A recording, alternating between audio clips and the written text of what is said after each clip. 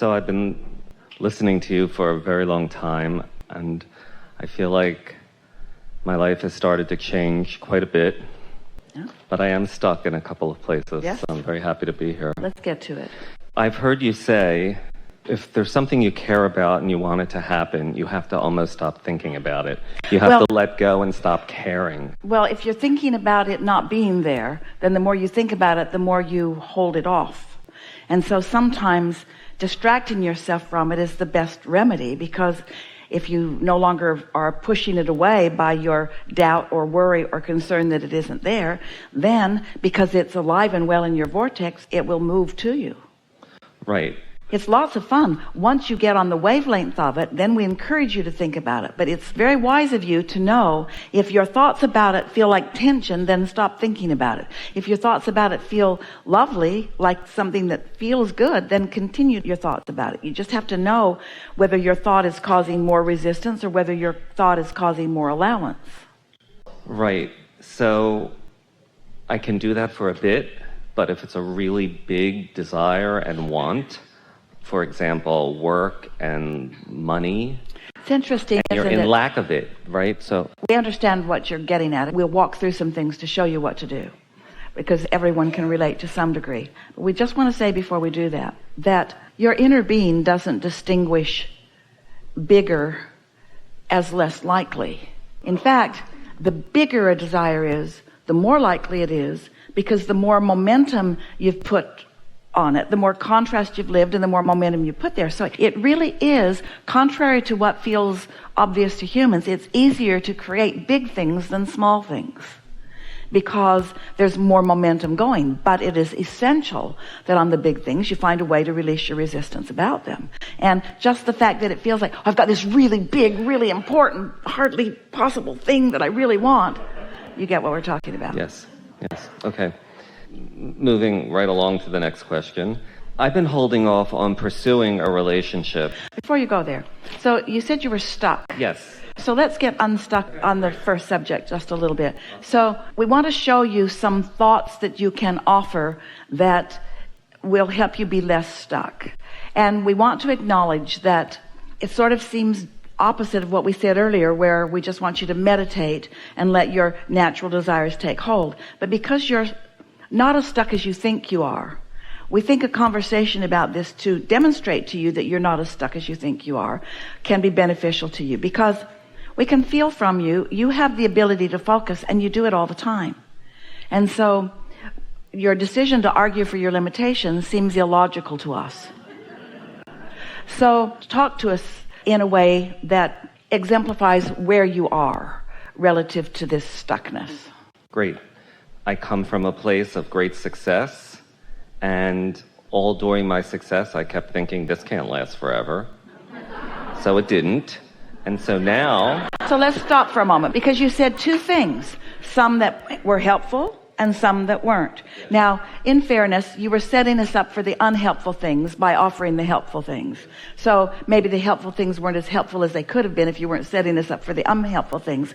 Wanting to be funny often does that. And it was funny. So I come from a successful place really harmonizes with what you now want. But in that, there's that, but the success didn't last. But you come from a successful place. So were you in a successful place before you came to that successful place? Probably, yes. Yes. Or were you unsuccessful and then became successful and then became unsuccessful? I was starting out. I became successful. But before you started out, where were you? Were you successful? You didn't start out successful. You started out with nothing. This is true. So I was unsuccessful and then I was successful. So that could be enough of the story, unless you want to demonstrate the ebb and flow. I was unsuccessful, which made me want success. And I focused upon success and then I accomplished it. But I worried about it lasting, and so it didn't. Isn't your life just following your thoughts? And don't you have the ability to think thoughts that you want your life to follow? Right. So So now... I was unsuccessful and then I was successful.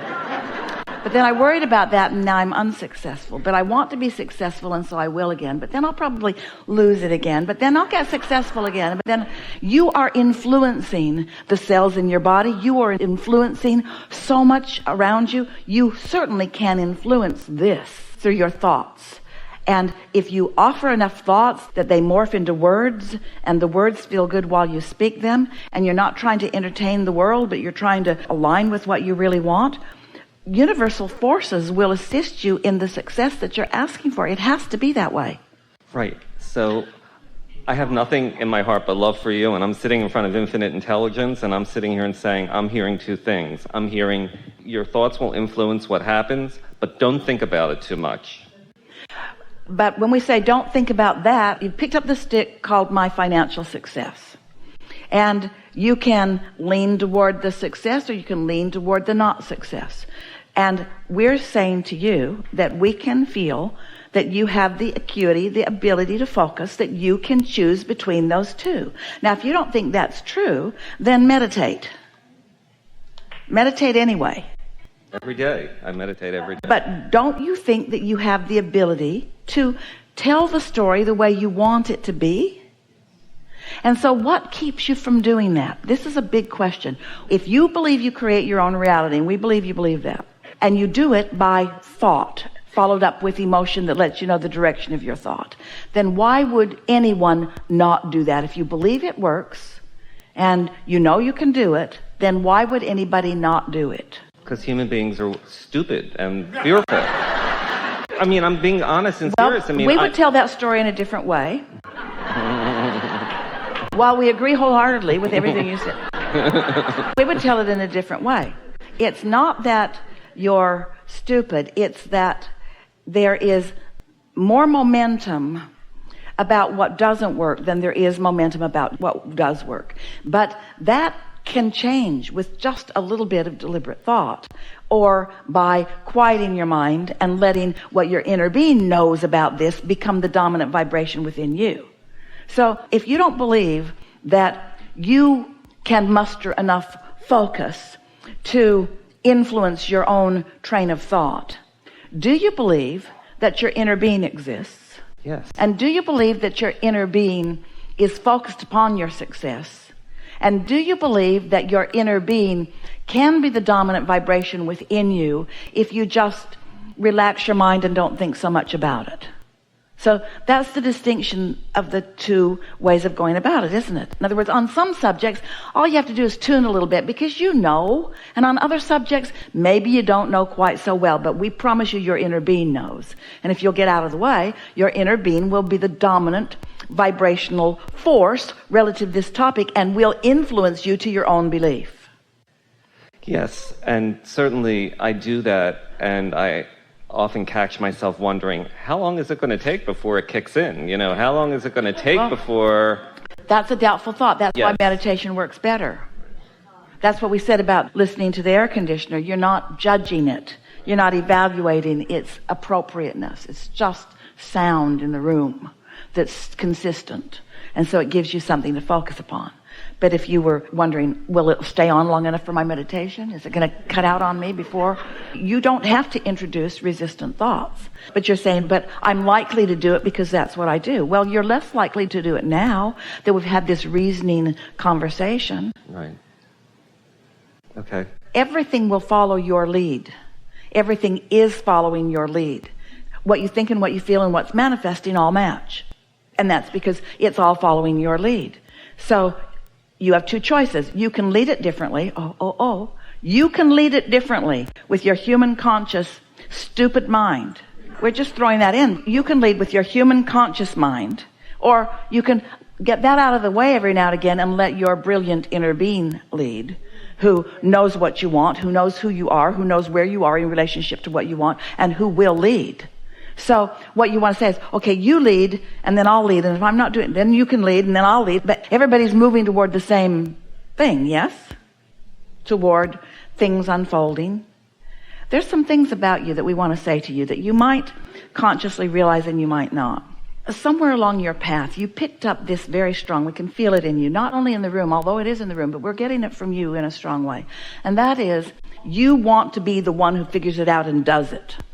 And it doesn't matter how you got that way. Maybe somebody held you to account early in your life and didn't let you get away with anything. Maybe something like that went on, but you have this sort of determination that you're going to do it. But in that is an unwillingness to relax and allow the well-being of the universe and your inner being and all of that to assist you. If we were to take that thing that we can feel within you to an extreme, it'd be like you'd go out to the parking lot and you'd get in your car, but first you'd lift the hood and you'd get under and you'd try to be some of the engine. I need to help this engine do its thing. I need to be part of the computers or the belts or something.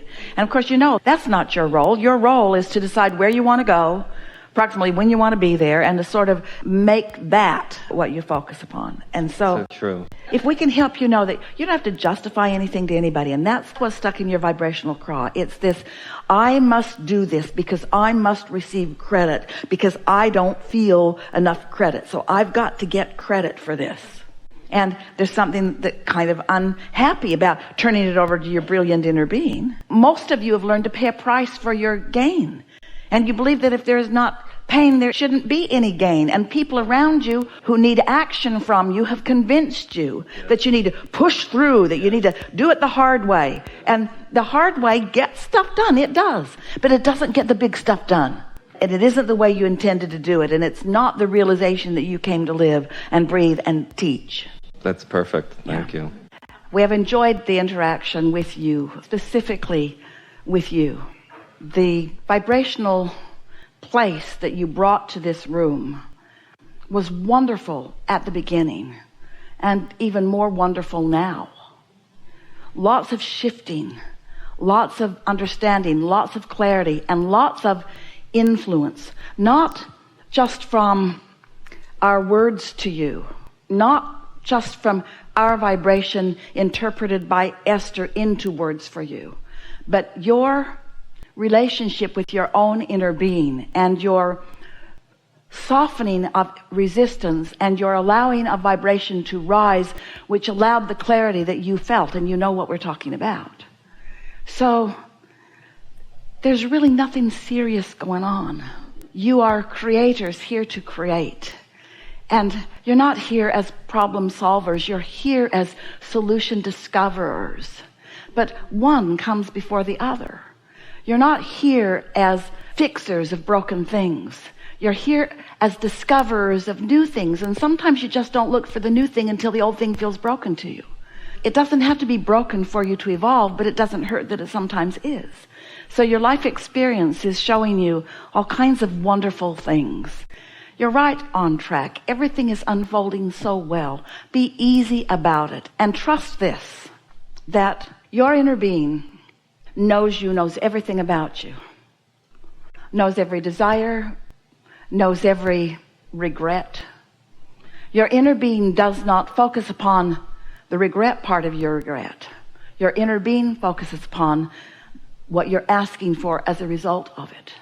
And so you have such attention and such appreciation and such, there's no other word for it other than power backing you, rooting for you, and loving with you in absence of any judgment, in absence of any forgiveness. Your inner being will never forgive you because your inner being has never evaluated you as inappropriate to begin with. And when you let that go and you let the love that Source has for you flow through you, well, then you're just going to live happily ever after. There is great love here for you. And as always, we remain in your vortex.